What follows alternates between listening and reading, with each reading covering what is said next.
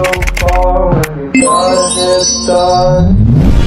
Could stay at home and watch the sunset, but I get up from asking all you again.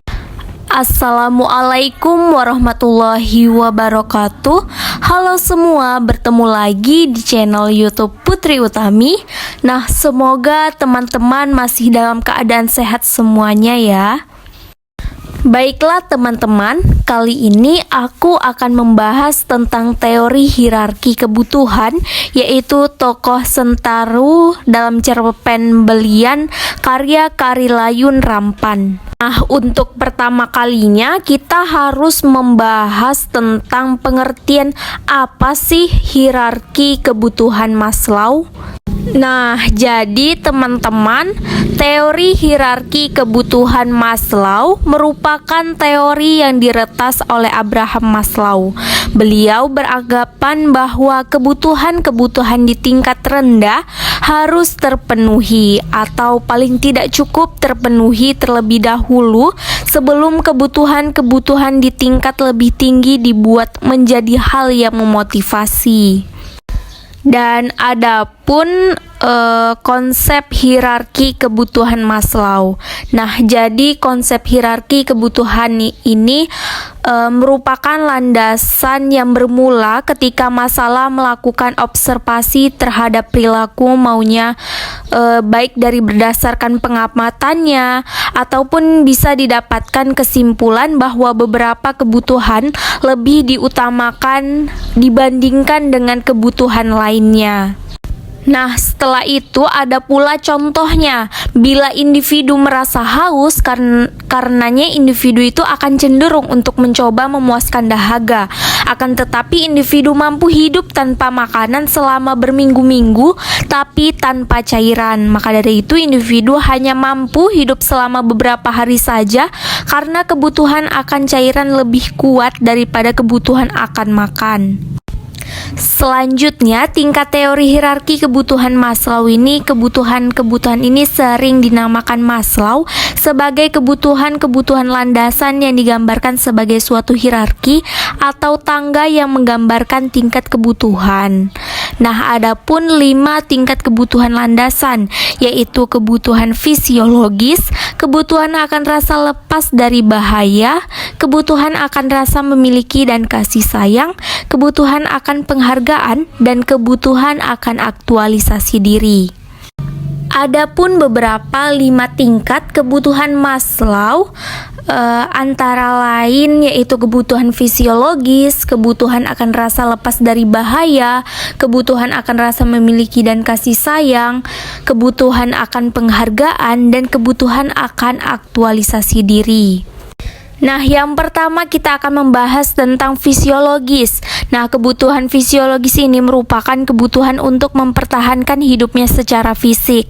Kebutuhan-kebutuhan ini diputar akan makanan, minuman, tempat berteduh, tidur, dan oksigen. Nah, dalam cara pembelian karya Karilayun ini tidak terdapat aspek fisiologisnya karena tidak digambarkan bagaimana tokoh itu dapat bertahan hidup, entah dengan tidurnya, makan, atau seks sekalipun. Tak pernah disinggung di dalam cerpen.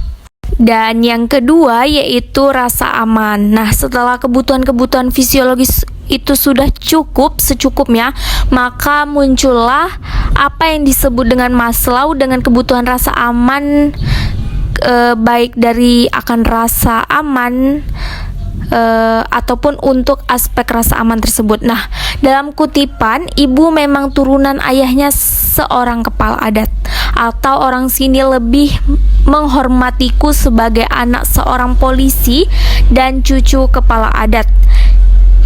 Nah, dari kutipan tersebut bahwa menjelaskan bahwa ia sebenarnya memiliki rasa aman karena tak akan mungkin diganggu oleh orang lain karena ia adalah anak polisi dan seseorang cucu dari kepala adat tersebut. Nah, dan yang ketiga yaitu rasa memiliki dan kasih sayang. Dan kebutuhan rasa memiliki dan kasih sayang ini yang mana akan mencakup keinginan tentang cinta, kasih sayang, dan rasa memiliki dan dimiliki. Dalam cerpen belian karya Korrie Layun Rampan ini terdapat aspek rasa memiliki dan kasih sayang. Nah, terdapat kutipan sebagai berikut.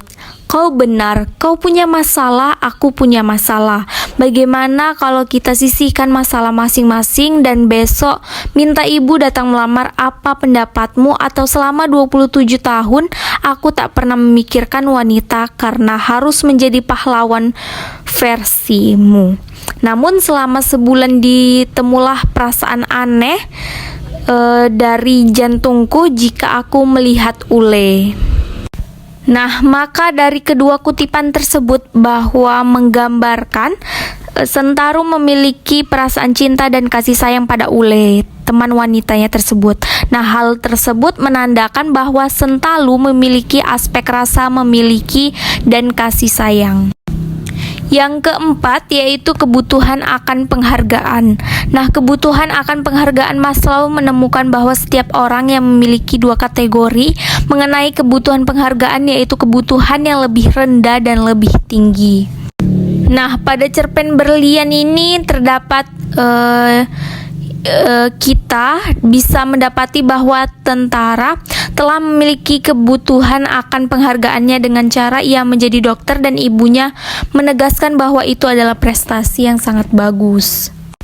Yang kelima yaitu aktualisasi diri. Nah, tingkatan yang terakhir adalah kebutuhan aktualisasi diri, di mana kebutuhan aktualisasi diri merupakan kebutuhan yang tidak bisa melibatkan keseimbangan, tetapi bisa melibatkan keinginan yang terus-menerus untuk memenuhi potensi Maslow melukiskan kebutuhan ini, yaitu sebagai hasrat untuk semakin menjadi dirinya sepenuhnya kemampuannya sendiri, menjadi apa saja yang menurut kemampuannya tersebut.